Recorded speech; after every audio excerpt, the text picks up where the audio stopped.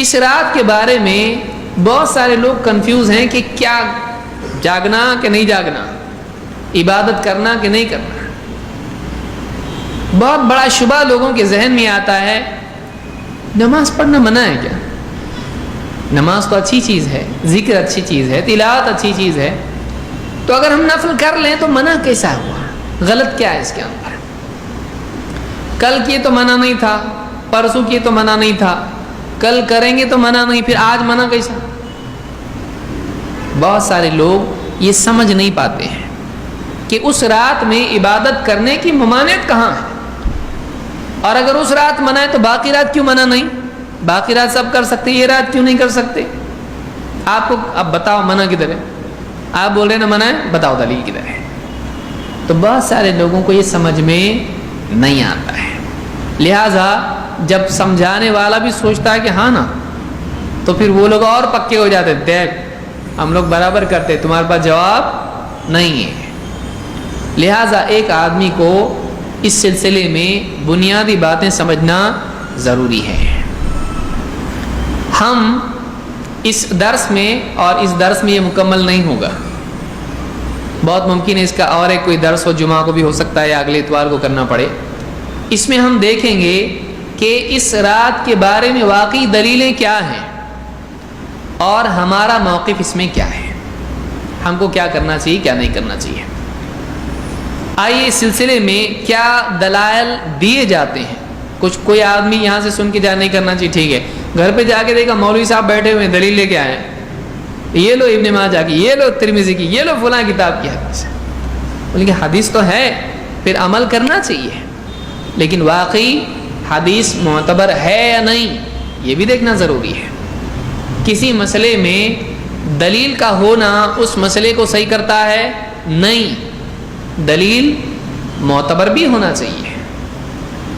کسی نے آپ کو، پولیس نے پکڑا آپ کو، اب بتا رہے گاڑی کے ڈاکیومنٹس، پولیس پورا دے کہاں جا، اور ٹھہر نام دوسرے کا ہے،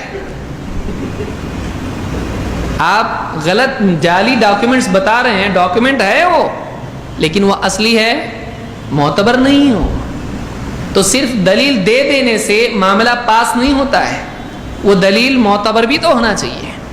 آپ ڈاکیومنٹ دے رہے ہو، ٹھیک ہے، وہ پروف ہے، وہ آپ کے لیے نہیں کسی اور کے لیے ہے،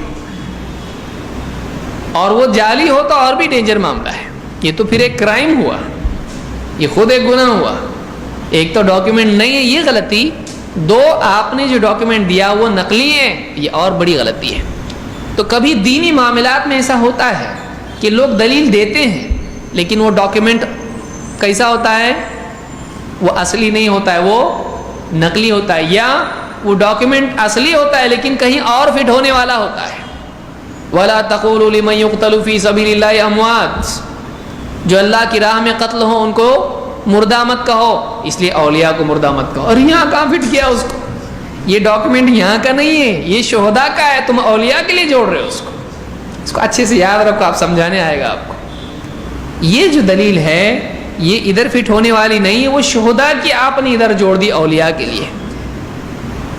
ہر شہید ولی ہوتا ہے لیکن ہر ولی شہید ہوتا ہے نہیں، کیونکہ صالحین بھی تو ہیں، پھر صالحین کیا اولیاء نہیں ہیں؟ لیکن ہر شہید ولی ہوتا ہے، لیکن ہر ولی شہید کہ سارے ولی جا کے قتل ہوئے، یعنی جو قتل نہیں ہوا وہ شہید ولی نہیں ہے۔ تو اولیاء جو ہوتے ہیں وہ سب کے سب شہید نہیں ہوتے، لیکن شہداء سب۔ تو یہ آیت اولیاء کے لیے ہے کہ شہداء کے لیے ہے؟